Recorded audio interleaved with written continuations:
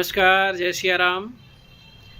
वैदिक टेलीविज़न, वैदिक news channel आप सभी का दिल की अनंत गहराइयों से हार्दिक स्वागत और अभिनंदन करता है। मैं डॉक्टर परमानंद शुक्ला आचार्य आप सभी को दिल की अनंत गहराइयों से स्वागत करता हूं।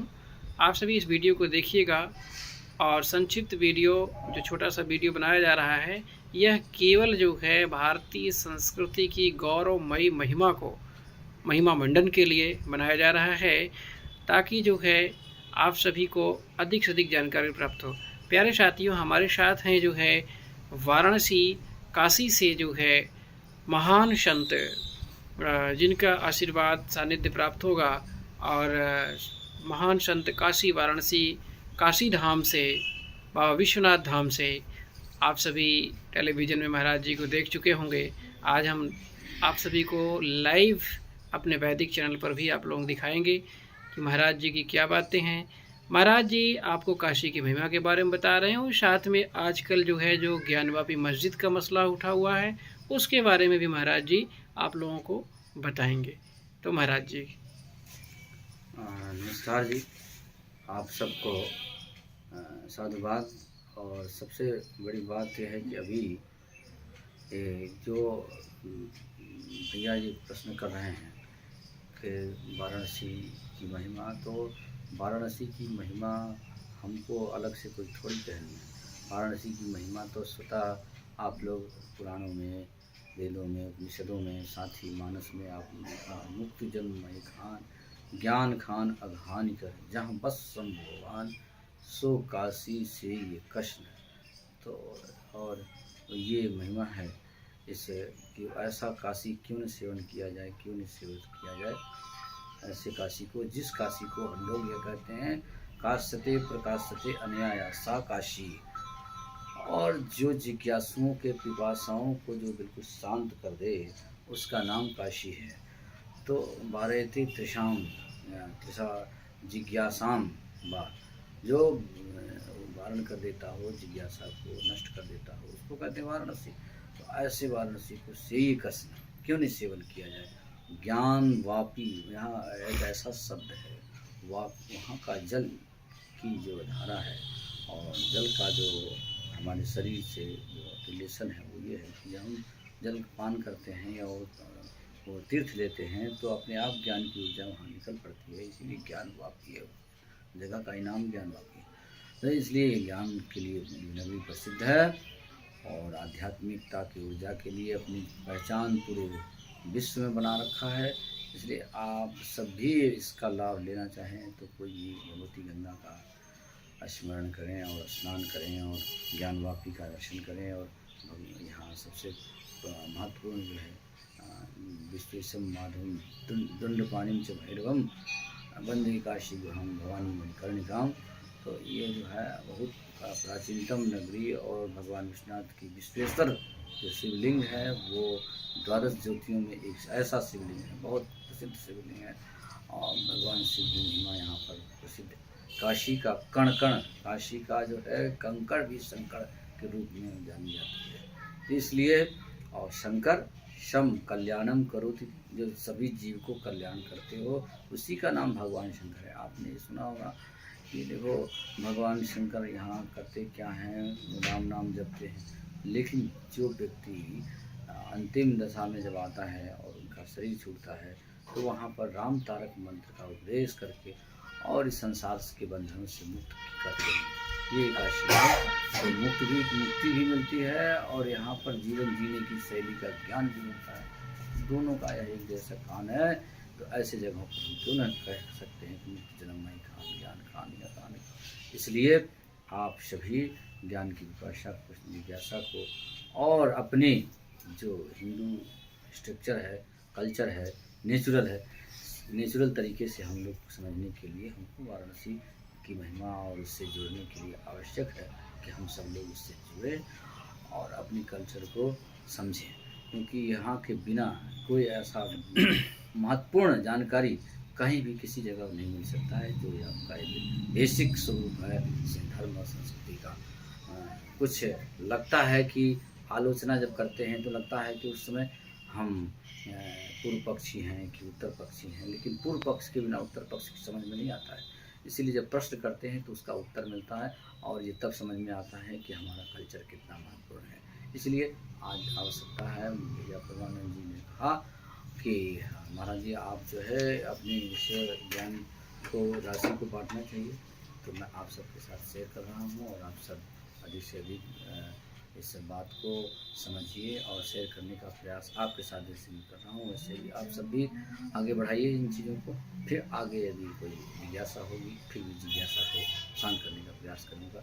जय श्री सीताराम, जय श्री सीताराम। हर हर महादेव, नमः पार्वती पते, हर हर महादेव। बहुत बहुत धन्यवाद महाराज जी। साधु संत महात्माओं से प्रश्न की जिज्ञासा में बहुत ज़्यादा प्रश्न नहीं पूछना चाहिए। उनके केवल आशीर्वचनों को मान लेना चाहिए और उनके द्वारा कही हुई बातों को स्वीकार कर लेना चाहिए। हम लोग जो है बहुत सालों साल से पत्रकारिता करते रहे और वैसे आप सभी को बताते हुए बड़ी खुशी हो रही है कि लगभग 2003 से लगातार रिपोर्टिंग करता चला आया और पत्रकारिता में काफ़ी अच्छा अनुभव रखने की कोशिश करता हूं और है भी, जिसमें मैंने कई बार जो है राष्ट्रीय और अंतर्राष्ट्रीय स्तर पर रिपोर्टिंग किया और साथ में जो है संपादकीय एडिटिंग भी किया। लेकिन आज अपने दिल की बात बता रहा हूँ, जब साधु संत महात्माओं से बात करने की बात आती है तो उस समय मेरे पास कोई प्रश्न ही नहीं रहता है, क्योंकि मेरी इच्छा केवल सुनने में होती है। लेकिन फिर भी मैं महाराज जी से प्रश्न पूछने की धूर्तता कर रहा हूँ, इसलिए क्षमा प्रार्थी हैं। और महाराज जी, एक छोटा सा प्रश्न है आपसे कि जैसे ज्ञानवापी मंदिर में जो अभी वीडियोग्राफी हुई है और फोटोग्राफी हुई है, उसमें एक शिवलिंग मिला हुआ है, तो वास्तव में क्या वो पुराना शिवलिंग है? हमने सुना था, एक किंवदंती है, मेरे बाबा जी भी बोलते हैं कि जब अतिक्रमण हुआ था तो भगवान भोलेनाथ जो है ज्ञानवापी कूप में कूद गए थे। तो कहीं ऐसा तो नहीं कि यहाँ के संत महात्माओं ने उस प्रतिमा को, उस शिवलिंग को छिपाने के लिए वास्तव में उस कुएं में डाल दिया हो जो आज दिखाई दिया है?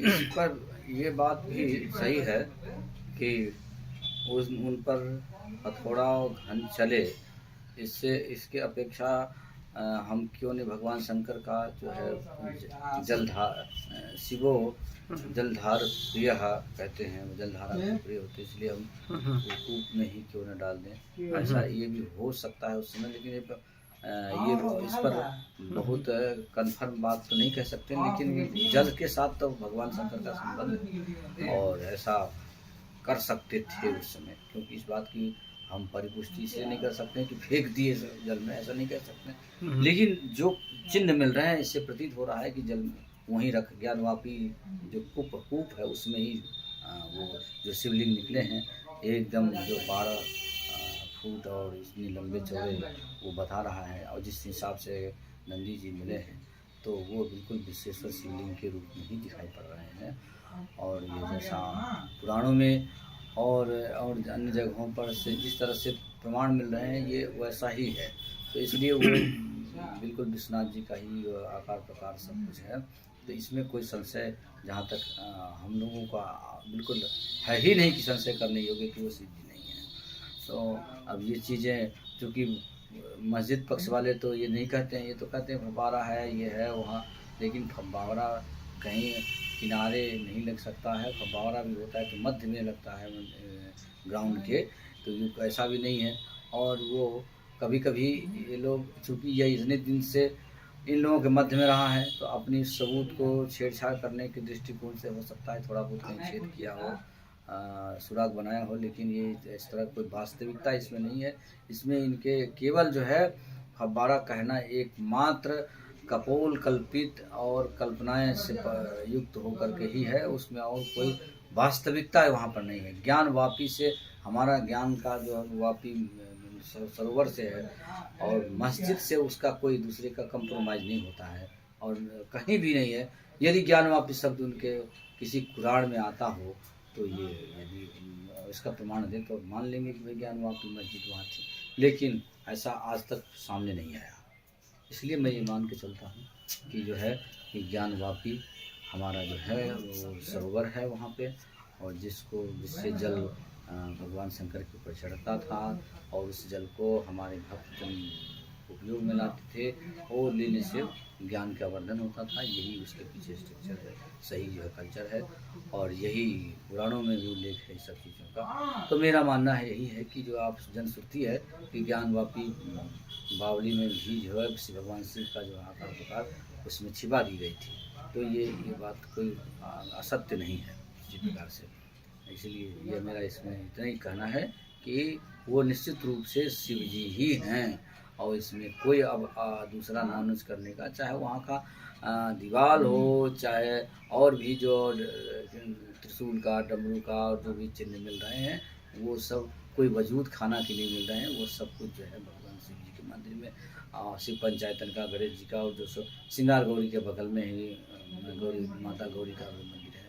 तो ये सब मिलने का प्रमाण, यही सब प्रमाण हमको बताता है कि वहाँ की जो है विश्वेश्वर शिवलिंग का जो है वहाँ पर स्थापना हुई थी, और जो अनादिकाल से चला आ रहा है वो है उस मंदिर का अवशेष। आज चाहे आप कण कण में आप खोजेंगे तो भी वहाँ मिलेगा उनके अवशेष। तो इससे बढ़िया प्रमाण और क्या हो सकता है कि वो ज्ञान वापी मंदिर नहीं है। इसलिए इसमें जरा सा भी अविश्वसनीयता का सवाल ही, प्रश्न नहीं खड़े होती है कि हम ये कह दें कि वो शिव मंदिर नहीं है और विश्वेश्वर का मंदिर नहीं है। ये बात अब अंधे बहरे को भी दिखाई पड़ रहा है, तो अभी इन लोग न दिखाई पड़े तो अपनी बात है। वो वैसे ही कि महाभारत के एक प्रकरण में जो है जिसको भगवान जहाँ थल दिखना चाहिए वहाँ जल दिखाई पड़ रहा है, और जहाँ जल दिखना चाहिए वहाँ थल नहीं दिखाई पड़ रहा है।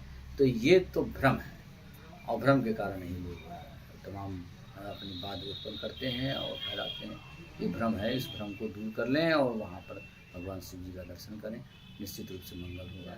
इन्हीं शब्दों के साथ जय श्री सीताराम, हर हर महादेव। अच्छा महाराज जी, एक बात ये बताएं कि जैसे अभी आप बताए कि वहाँ पर शिव मंदिर ही है, कोई भ्रम की बात नहीं है, तो जो भ्रमित पैदा करने वाले लोग हैं और जो मुस्लिम पक्ष के लोग हैं, उनके लिए आप क्या संदेश देना चाहेंगे?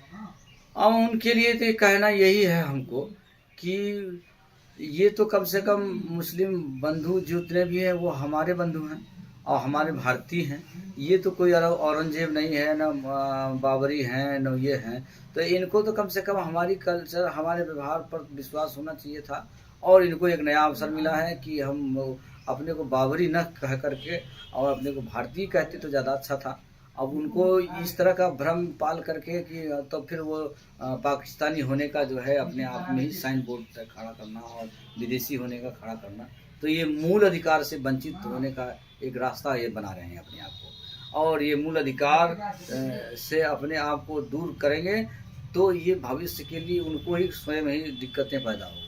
और जब भी कभी कोई बात होगी तो कहा जाएगा कि ये बाबरी मंदिर के प्रकरण में इन्होंने अपने आप को जो है भारतीय न्यायपालिका को और भारतीय संविधान पर इन लोगों ने विश्वास नहीं किया, और जिससे कभी कभी ऐसे शब्द भी आ जाते हैं चिंतन में कि हम यदि न्यायालय ने हमारे पक्ष में या हमारे ज्ञान मस्जिद की बाबरी मस्जिद की सुरक्षा नहीं की तो हम लोग जेल भरो आंदोलन इत्यादि करने का भी जो लोग धमकियां दे रहे हैं, ये अच्छी बात नहीं है। जिस देश ने आपको रहने को दिया, घर दिया, मकान दिया, साथ ही आप अपनी स्वतंत्रता से जीवन जी रहे हैं, यह भारतवर्ष की एक विशालतम हृदय का एक परिचायक है, और उसके बावजूद भी आप यह करें कि हम आंदोलन करेंगे, तो ये तो अपने स्वरूप को नष्ट करना के जैसा ही है, और उसका परिणाम आगे भुगतने के लिए खुद तैयार रहे।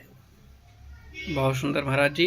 अंतिम प्रश्न आपसे एक और करेंगे कि ये जो हिंदू हमारे 125 करोड़ देशवासी हैं, हिंदू आज कहीं कहीं पर हिंदू बहुत तेजी के साथ कन्वर्ट हो रहे हैं दूसरे धर्म में, हाँ। तो इससे क्या मतलब संदेश जा रहा है? और आज जो हमारी सभ्यता, संस्कृति, रीति रिवाज एवं परंपराएं हैं, क्या इतनी कमज़ोर होती जा रही हैं, या वो खुद जो है इस धर्म को अब विमुख होते जा रहे हैं और धर्म का रास्ता छोड़ करके अधर्म का रास्ता अपना रहे हैं? ऐसे लोगों को आप किस दृष्टि से देखते हैं? उस पर क्या आप संदेश देना चाहेंगे हिंदुओं को? अब मान बिंदु जो ये अपने जो धर्म है उसको छोड़ करके थोड़ी सी लाभ के लिए दिखता तो है, वो लोग प्रलोभन में देते हैं। अन्य जो भी संगठनें हैं, इस्लामीकरण, यहूदी हो, पारसी हो, और ये लोगों को जो है थोड़े से समुदाय हैं, और वो लोग थोड़े से समुदाय में अपने मेहनत करके और जो कुछ खड़ा किया है वो उन लोगों को दिखता है। तो मेहनत किया है तो दिखता है। आज हम लोग मेहनत और पुरुषार्थ को आगे नहीं बढ़ाते हैं तो हमको लगता है कि वो बहुत अच्छा है, हमारा गड़बड़ है। लेकिन जब हमारा जो है मार्ग प्रशस्त होगा और अपने मजबूती से जो हम जो कल्चर है उसको सभी को यदि समेटें, तो आज न कोई यहाँ पर सिख दिखाई पड़ेगा, न कोई बौद्ध दिखाई पड़ेगा, न कोई जैन दिखाई पड़ेगा। एकदम बेशकली हिंदू और सनातनी ही है। चाहे वो निरंकारी हो, कबीरी हो, चाहे और कोई भी हो, जितने भी है सब एकमात्र सनातन की सर्वे पदा हस्ती बदे मगरा, सब उसमें मग्न हैं। लेकिन हमारे यहाँ एक जो ये राजनेताओं के द्वारा जो ये समय समय पर अपने वोट की राजनीति करने के लिए जो बात फैलाई गई है कि तुम केवल ब्राह्मण हो, तुम केवल क्षत्रिय हो, तुम जो है इस सामाजिक डिवाइडेड बात जो है करने का काम नेताओं का रहा है शुरू से। और अधिकतर जो सेकुलरिज्म की जो राजनीति करते हैं उन लोगों के दिमाग में ये रहा है कि भाई हम इस्लाम के लोगों को एकत्रित कर लेंगे, कोऑपरेटिव उसमें है तो हमको वोट अधिक मिल जाएगा, और सब बिरादरी का नाम लेकर के हम लोग राजनीति करते हैं यहाँ पर। इसीलिए जो है हमारा समाज, भारतीय समाज बिल्कुल बिखरा पड़ा है। जिस दिन हम एकमात्र ये पहले जब कहेंगे कि मनोर एव मानवा, एकमात्र जो है हम पहले मनु के अपत्य संतान मानव हैं, और उसमें भी कर्तव्य के अनुसार चातुर्वर्ण्यमया सिस्टम गुण कर्म विभाग का जब हम करेंगे, गुण और कर्म के माध्यम से हमारे जाति का क्षरण है, वितरण है, और हम लोग एक दूसरे को बाधक न बन करके एक दूसरे की हम साधक स्थिति में जब बनेंगे और सहयोग सहिष्णुता की तरफ जब हम ध्यान देंगे, तो जिस प्रकार से हमारे अंग में भी 4 पार्ट है, पाँव है, हाथ है, और बेसिकली जो है मध्य का भाग है और ऊपर सिर का भाग है। तो एक के बिना एक का नहीं काम चलता है। पाँव नहीं है तो सिर क्या कर लेगा, चल तो नहीं लेगा। हाथ नहीं है तो हाथ का काम जो है क्या सिर नहीं कर लेगा, और सिर का काम जो है वो पाँव नहीं कर लेगा। तो समाज में समान अधिकार तो भगवान ने सबको, ईश्वर ने सबको ही दिया है, और जो अधिकार कर्तव्य का उनको दिया गया है उस अधिकार के तहत ही उनका कल्याण होना है। अब सिर कहे कि हम पाँव का काम, पाँव कहे कि हम हाथ का काम करने लगे, तो वो जिस चीज़ का अनुभव ही नहीं है वो करना बैठेगा तो मैंने वो कहा सांप के बिच्छी के मंत्र न जाने सांप के बिल में हाथ घुसेड़े, जो देहाती कहावत है, तो वो टूटेगा ही टूटेगा। और यही कारण है कि हम लोग ये प्रयास करते हैं कि हम क्यों नहीं जो है हम बड़े ऊंचे कुल में चले जाते हैं। बड़े तो ऊंचे कुल केवल है जाति से नहीं होगा, हमारे यहाँ दोनों तरह की परिभाषा जो है, एक कर्मणा भी और एक जन्मना भी, कुछ ऐसे भी प्रकृति। तो इस तरह से महाराज जी ने बहुत ही सरल तरीके से आज बताए। महाराज जी की जो प्रतिभा है किसी से छिपी नहीं हुई है। महाराज जी टेलीविज़न पर बहुत बार आ चुके हैं और महाराज जी लोगों को उपदेश भी दे चुके हैं और प्रतिदिन देते हैं। और महाराज जी काशी हिंदू विश्वविद्यालय के प्रोफेसर भी हैं। और महाराज जी महंत श्रवणदास महाराज जी से आप सभी अब तक सुन रहे थे, उनकी मुखार बिंदुओं से बहुत सारी बातें सुन रहे थे। महाराज जी इस वीडियो चैनल के माध्यम से, यूट्यूब और वैदिक न्यूज़ चैनल के माध्यम से आप सरकार और प्रशासन से क्या मांग रखते हैं, ये हमारा अंतिम प्रश्न है। अब देखिए, सरकार भी हमारी व्यवस्था में सहयोग देने के लिए है और प्रशासन भी हमारा सहयोग ही करती है। तो वो हमारा सहयोग करते हैं, हम उनको, सरकार को टैक्स के रूप में चाहे जो भी कुछ लगाते हैं वो पब्लिक उनको डिपेंड करती है। तो प्रशासन का भी यही है। तो लेकिन मैं इतना ही अपेक्षा रखता हूँ कि जो भारतीय देश है और धर्म संस्कृति का चिंतन है, उस चिंतन पर अपना जो है सारा व्यवहार और विचार केंद्रित करे तो संभवतः उनके सामने वो विवाद नहीं आ पाएगा जो विवाद के लिए उनको झेलना पड़ता है। अब जैसे कभी आप यदि भारतीय, चाहे वो दंड संहिता का प्रकरण हो और चाहे सामाजिक नियम कानून का हो, तो उसमें आज तो कभी कभी हमको दंड संहिता में अब कभी कभी लगता है कि हम विदेश के दंड संहिताओं को भी ले लेते हैं। हमारे यहाँ दंड में चाहे स्त्री हो या पुरुष हो, जब हम विवाह होता है तो उस प्रकरण में मैं देखता हूँ कि कभी कभी अब ऐसी समस्याएं खड़ी हो गई कि जो एक शब्द नहीं आने चाहे, डाइवोर्स शब्द जो आता है, जो माने झकझोर देने वाली बात आती है, हमारे यहाँ इस तरह का शब्द न था न है।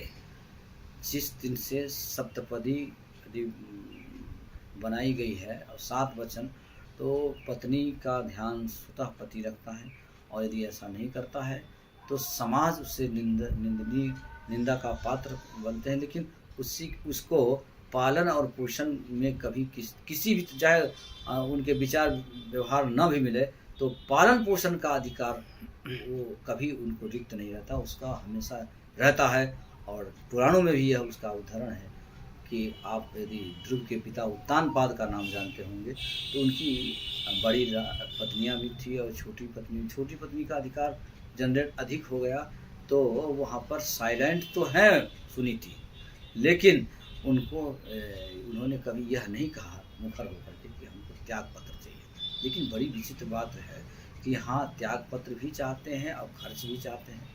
ये एक बड़ा डिफरेंस पड़ गया। वो एक पश्चिमी कल्चर का प्रभाव है यहाँ पर जो ये पड़ गया है।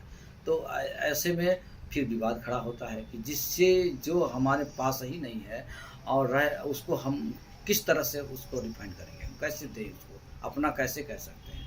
अच्छा, ये है स्त्री यदि अपराधनी है, चाहे वो दुष्टा है या व्यवहार से, विचार से, संस्कार, उसको दंड का है। और वो उसे पति उसे कभी किसी अवस्था में छोड़ करके और कुछ दिन उसको प्रायश्चित करने के लिए त्याग सकता है, प्रायश्चित करने के लिए त्याग सकता है, लेकिन सर्वथा त्याग नहीं है। पत्नी का सर्वथा त्याग कभी नहीं रहा है। चाहे आप गौतम ऋषि का ले लीजिए नाम, और भी इनके बहुत सारे उदाहरण हैं कि गलतियां हुई है तो गलतियों पर दंड देने की संहिता है, और दंड देने के बाद में फिर वो अपने नेचर पर जब आ जाता है तो उसको गई पति लोग आनंद भरी, यह शब्द जो है आपको रामचरितमानस में मिलेंगे। तो ये सब जो दंड की संहिता है, वो दंड संहिता हमारे यहाँ की दंड संहिता में, मनु की संहिता में चाहे कह लीजिए। लेकिन बड़ी विडंबना की बात यह है कि यहाँ आज भारतीय समाज में चाहे याज्ञवल्क्य संहिता हो और क्या कहते हैं पाराशर संहिता हो, और इन चीज़ों को लेते ज़रूर हैं, लेकिन जहाँ पर इनको अपना स्वार्थ सिद्ध करना होता है तो ले लेते हैं। जहाँ लगता है कि हमको कुछ काम अलग से करना है तो ये भी पश्चिम सभ्यता को अपना लेते हैं, संविधान के नियम कानून को जोड़ लेते हैं अपने साथ। और इस्लाम में जिस तरह से कहा गया कि भाई ये विवाह और निकाह तो ये उनके यहाँ एक कॉन्ट्रैक्ट है, तो ऐसा मेरे यहाँ नहीं, 3 तलाक वाला सिस्टम है, कॉन्ट्रैक्ट नहीं है हमारे यहाँ। हमारे यहाँ तो एक जीने और साथ मरने की बात करते हैं, और वो उसके कुलीनता का, उनकी समानता का, ब्लड का रिलेशन का जो संबंध है, उनसे जो संतान प्रजा जो उत्पन्न होती है, वो एक ऐसा देश भारतीय चिंतन, एक से एक ऐसे महत्वपूर्ण। हमारे यहाँ एक शब्द आया है, कुलीन शब्द आया है। कुलीन उसको कहते हैं जो अपने सच्चे माता पिता के सहयोग से एक दूसरे के संबंध से जो उत्पन्न संतान है उसी को, और उनमें जो अच्छे 16 संस्कार आदि से संपन्न होते हैं उसी संतान को संतान कहते हैं, और वही जो है महत्वपूर्ण होता है और वही महान कर्तव्य करते हैं और महानता की उसकी होता है, इसीलिए उसे कुलीन कहा जाता है। लेकिन आज कुछ फर्कें आ गई हैं और उस पर यदि बेसिकली चिंतन हमारे भारतीय लोग यदि करेंगे तो पुनः लौटेंगे, और लौटने के साथ साथ जैसे शाम का विछड़ा हुआ सवेरे का शाम का अधिकार आ जाता है, तो उसी प्रकार से हमारे कल्चर को, भूले हुए कल्चर के लोग यदि अपने कल्चर पर खड़े हो जाए तो एक से एक बलवान, एक से एक वीरवान, एक से एक ज्ञानवान संतान हमारे समाज को होंगे, और निश्चित रूप से जो है वो प्रजाल उत्पन्न होगा जो कि अपनी संस्कृति के लिए जीने और बढ़ने के लिए बात करेंगे, और कभी अपने निधनम स्वधर्मो पालनम निधन श्रेय, अपने धर्म को पालन करने में श्रेयस्कर होता है, और पर धर्मो भया, दूसरे के धर्म को और दूसरे की व्यवहार को, विचार को अपने में लाने में वो अपना ही सब कुछ नष्ट हो जाएगा, उसमें कुछ नहीं होगा, और ऐसा होता रहा है। इसलिए आज यदि आवश्यकता आपको लगता है कि हमको अपने कल्चर को सुधारना है, तो आप अपने ऋषि महर्षि जिन गोत्र से, जिन व्यवहार सभ्यता से आप आए हैं उसके तरफ मुड़ें, और मुड़ कर देखेंगे तो आपका कल्चर भी मजबूत होगा, आपका समाज भी मजबूत होगा, और एक दूसरे से सौहार्द की भावना रखेंगे तो निश्चित रूप से हम छोटे से बड़े तक जुड़े हुए हैं, और कहीं कहीं कोई व्यवहार नहीं है, और कहीं भी जो है कोऑपरेटिव भी कमज़ोर नहीं हो सकता है, बशर्ते हमको राजनीति के नेताओं के जो अपने जाति का और फलाने इन सब के ऊपर जिद कमांड करके कस करके हम लोगों को बांध देते हैं, उनसे थोड़ी सी हमको दूर रहना पड़ेगा, बचना पड़ेगा, तब हम लोग जो है ऐसा कर पाएंगे। तब हम अपने समाज को, हम जहाँ रहते हैं तो हम मान के चलते हैं कि भाई हमारे सभी वर्ण के लोग रहते हैं, तो पहले तो हम अपने जो आसपास के लोग हैं, पड़ोस हैं, सबके साथ रहने, एकता की बात करेंगे तो अपने आप ही हम लोग सब एक हो जाएंगे। लेकिन हम लोग नेता के प्रलोभन में आने के कारण हम अपने में विभेद पैदा होता है, और फिर हम अपनी रास्ताएँ खोजते हैं तो उसका कोई समाधान भी नहीं मिलता है, अंतोगत्वा बहुत सारी समस्याएं खड़ी होती है जिसका कोई समाधान नहीं, और अंतोगत्वा जीने और मरने की ऊपर आ जाता है। तो ऐसा रास्ता ही क्यों खोदें? प्रक्षालनाद पंकजस से दूराद स्पर्शनम, यह सिद्धांत है कि हम वह काम करें और समस्या खड़ी हो और फिर उसका समाधान खोजें, इससे पहले हम उस समस्या बनने ही क्यों दें। इसलिए आवश्यकता इसी तरफ है कि हम लोग अपने कल्चर की तरफ, अपने जो है ऋषि महर्षियों के सिद्धांतों की तरफ यदि घुसेंगे और खोजेंगे तो वहाँ बिना किसी विवाद का और बिना किसी झिझक का ऐसा मार्ग है कि अंधे भी बिल्कुल अपने सिद्धांत से ऊंची की तरफ चला जाएगा, और आध्यात्मिक पथ को अपनाने से जो हमारा जीवन जो ईश्वर साक्षात्कार है और परमानंद की तरफ निकल जाएगा, और हम लोग बिल्कुल अपने आप को आत्मकल्याण कर लेंगे और अपने कर्तव्य को भी पूरा कर लेंगे। इसीलिए अधिक न कहता हुआ इतनी कहता हूँ कि हमको अपने बेसिक जो स्वरूप है उस पर लौटना है, लौट जाएंगे तो निश्चित रूप से समाधान मिल जाएगा। सरकार को उस पर आना चाहिए। हाँ,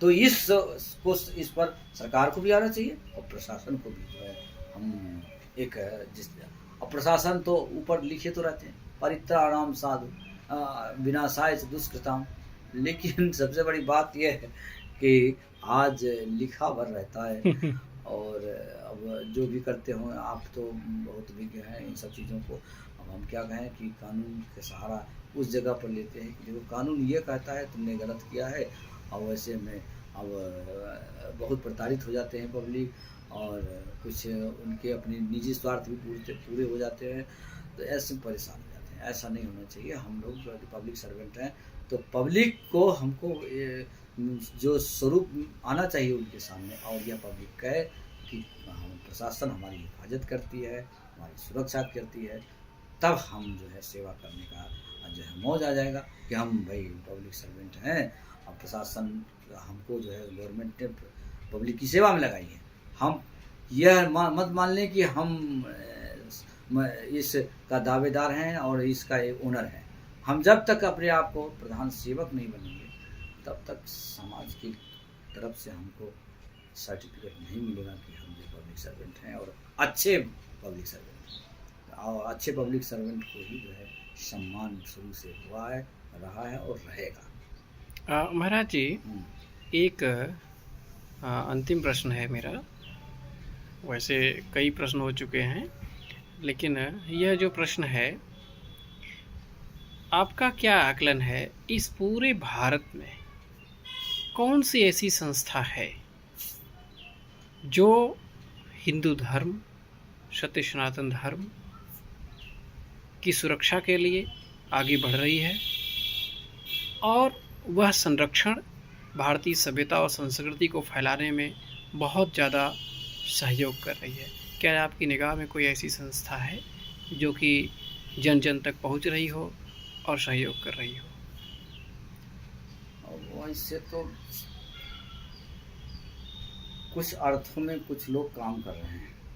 आरएसएस भी अपना काम कर रही है, हिंदू परिषद भी काम कर रही है, और छोटे छोटे भी जगह जगह पर संस्था बना करके जो सामाजिक लोग काम कर रहे हैं।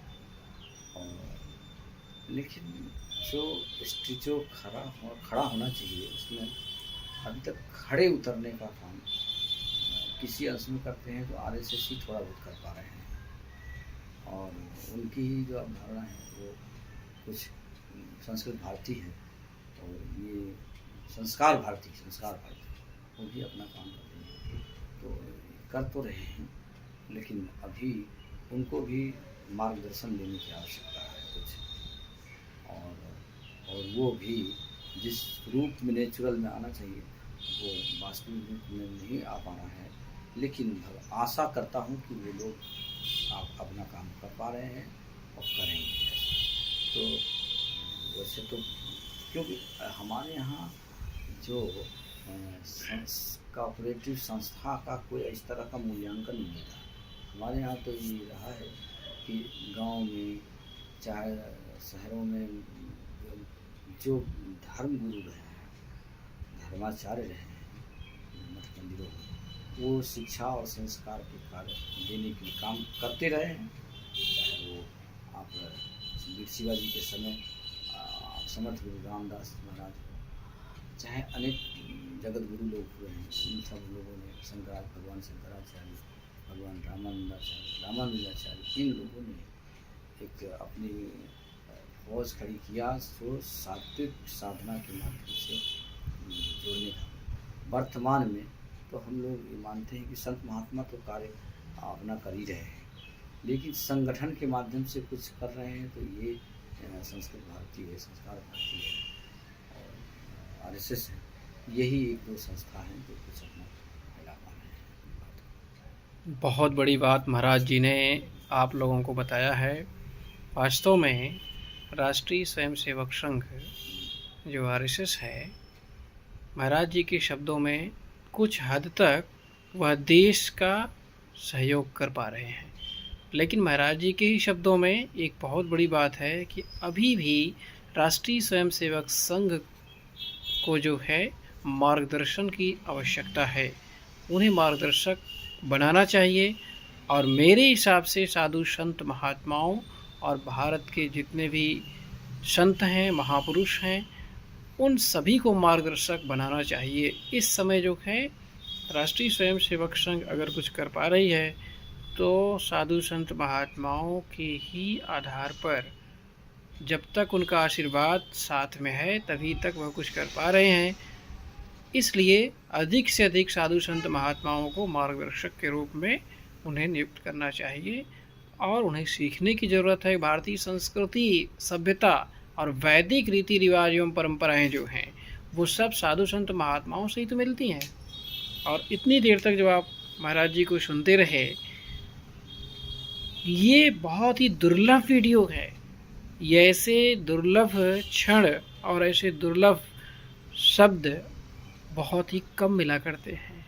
इसलिए आप सभी से मेरा निवेदन है कि चैनल पर जब यह लाइव होता है उसी समय इसको आप शेयर करें, और इतना शेयर करें ताकि यह भारत के प्रधानमंत्री और भारत के राष्ट्रपति और जन जन तक पहुंच जाए।